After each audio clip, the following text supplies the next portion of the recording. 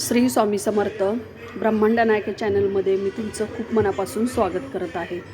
तर आज मी तुम्हाला देवघरातील जे टाक आहे तर त्यांची माहिती देणार आहे, तीही थोडक्यात आणि कमी वेळेमध्ये.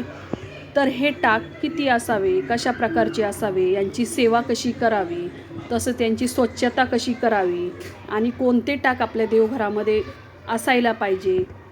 तर ज्यांनी अजूनही देवघरामध्ये टाक ठेवले नाही किंवा केलेले नाही, त्यांनी ते कधी ठेवायचे, तर ते कधी घ्यावे, त्यांच्यासाठी ही माहिती खूप उपयोगाची असणार आहे.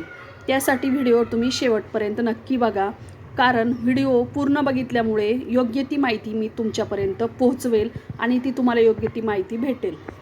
तर आपण अगदी लहानपणापासूनच बघत आलेलो आहे की आपल्या आईवडिलांकडे म्हणजेच आपल्या देवघरामध्ये खूप सारे टाक असतात. जशी कुलदेवी असतील, कुलदेव असेल किंवा ग्रामदेवता असेल किंवा असे बरेच टाक आपल्या देवघरामध्ये असतात आणि त्या टाकाच्या स्वरूपात आपण त्यांची पूजा करत असतो. आता हे टाक नेहमी चांदीच्या पत्र्यांच्या देवांच्या प्रतिमा त्यावरती कोरलेले असतात. म्हणजे चांदीचा पत्रा असतो आणि त्यावरती आपले जी देवी देवता आहे तर त्या कोरलेल्या असतात. याला साईडची फ्रेम असते आणि ही फ्रेमही पंचकोनी असते. ही सुद्धा तांब्याची असती, जी साईडची फ्रेम असते ती. या चांदीच्या देवांना आपण टाक असे म्हणत असतो.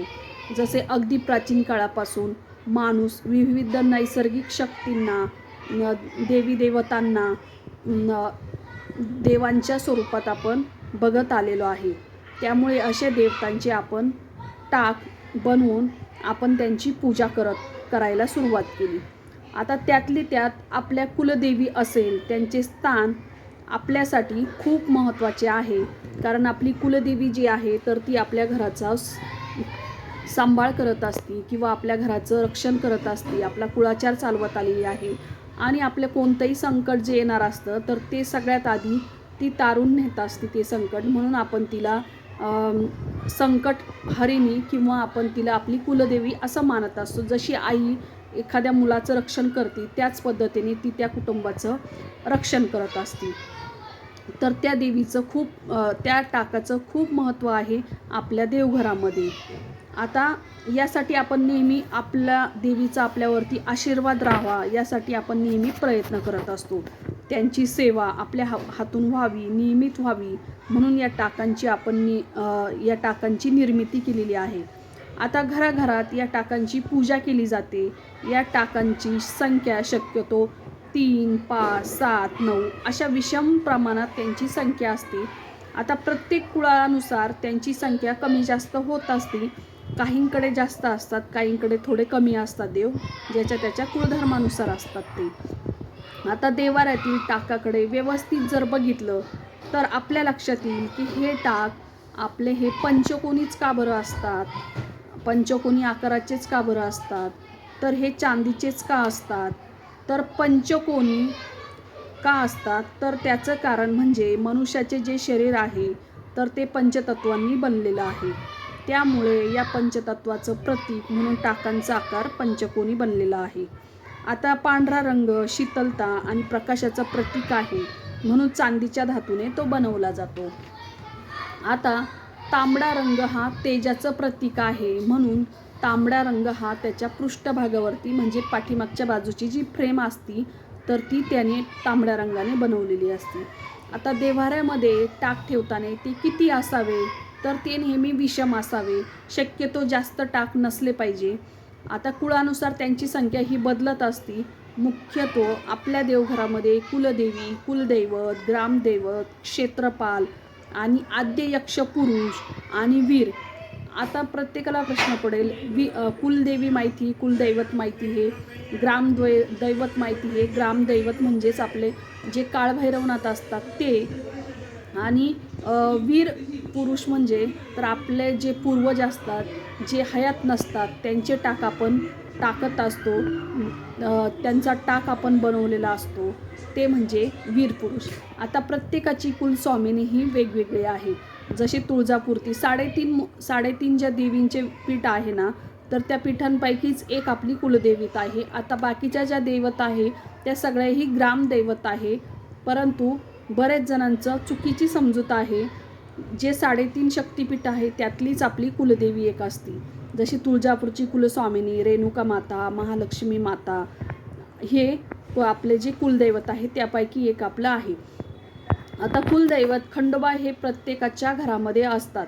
तसेच ज्योतिबा असेल, रवळनाथ असेल, बीर बापदेव असे अनेक पुरुष देव आपल्या घरामध्येही असतात आणि प्रत्येकाचं कुलदेवी आणि कुलदैवत म्हणजेच खंडोबा हे त्यांचं कुलदैवत असतं. आता काही घरांमध्ये पितरांचे टाक पण असतात. थोडक्यात तुमचा वंश असेल, कुळ, जात, राहण्याचं ठिकाण या सर्वांचा परिणाम देवघरातील टाकांवर पडलेला असतो. जसं वंश बदलला तर आपल्या टाकांच्या संख्येमध्येही बदल होऊ शकतात. कारण आपल्यावरती असतं की आपण कोणते देव ठेवायचे असतात. आता बऱ्याच जणांना कुलदैवत माहीतच नसते, त्यांनी अगदी सोपं आहे की आपले जे पूर्वज असतील किंवा आपले जे वडिलोपार्जित जे कोणी म्हातारी व्यक्ती असेल तुमच्या घरामध्ये, भाऊबंद असतील, त्यांना विचारायला पाहिजे. त्यांना खूप आता बऱ्याच जणांना वाटतं की आडनावांवरून कुलदेवी असती, परंतु तसं नसतं.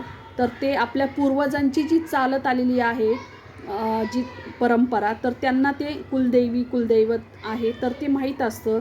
प्रत्येकाच्या धर्मानुसार पण ती कुलदेवी वेगवेगळी असू शकते.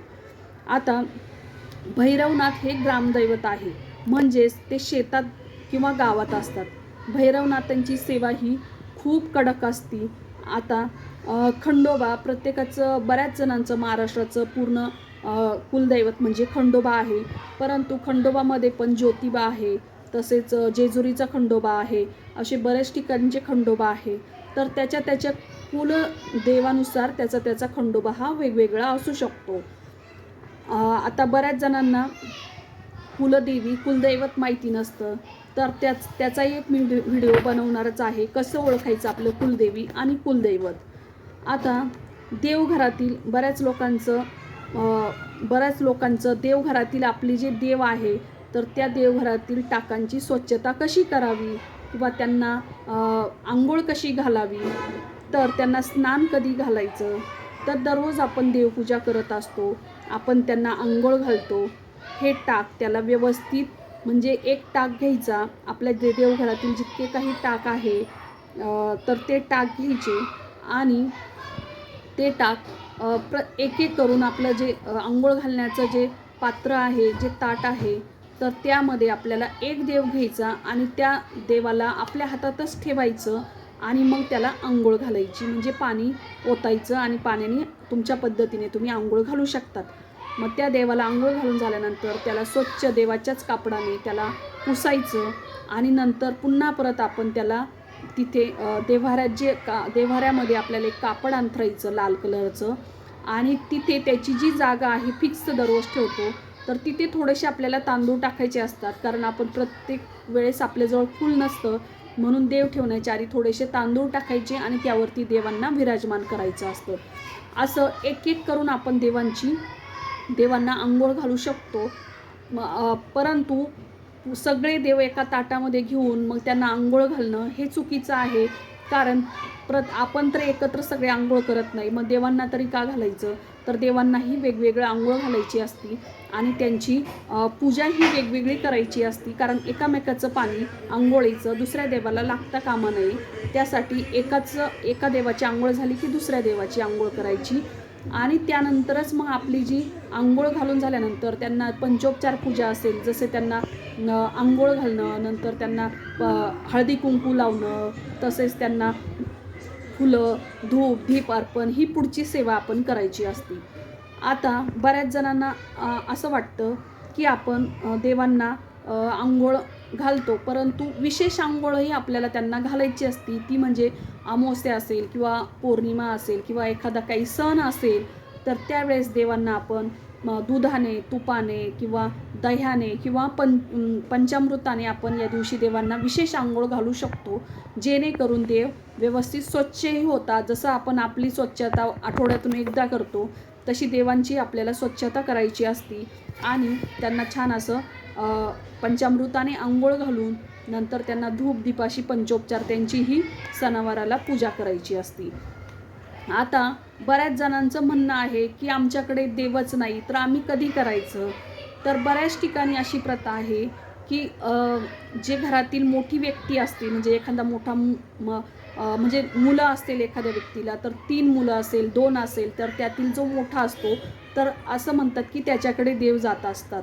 परंतु जरी त्याच्याकडे गेले, तर जे लहान असतात, तर त्यांनी त्यांचे मुलं जेव्हा लग्नाला येतात, तेव्हा मुलांच्या लग्नामध्ये तरी देव लागतात. म्हणून त्यावेळेस आपण देवाला जाऊन तिथे आपल्याला टाक बनवायचे असतात. नंतर ते देवांना भेटवायचे असतात. कुलदेवी असेल तिच्या स्थानावर जाऊन तिथे देव भेटवायचे. नंतर खंडोबाला जाऊन देव भेटायचे आणि नंतर घरी आणून त्याची पूजा करायची. तोपर्यंत देव टांगून ठेवायचे आणि त्याची आपल्याला पूजा करायची असती. जसं की गोंधळ घालायचा असतो आणि मगच देव आपल्या घरामध्ये आणायचे असतात. तर अशा पद्धतीने ज्यावेळेस एखाद्या मुलीचं लग्न असेल, तर त्यावेळेस तुम्ही देव करू शकतात, नवीन बनवू शकतात. जरी तुमच्याकडे नसेल तरी पण अशा पद्धतीने तुमच्याकडे देवांची तुम्ही अशी पूजा करा आणि देवांचं आशीर्वाद किंवा कुलदेवी असेल, कुलदैवत असेल, त्यांचा आशीर्वाद तुमच्यावरती नक्कीच लाभेल. श्री स्वामी समर्थ.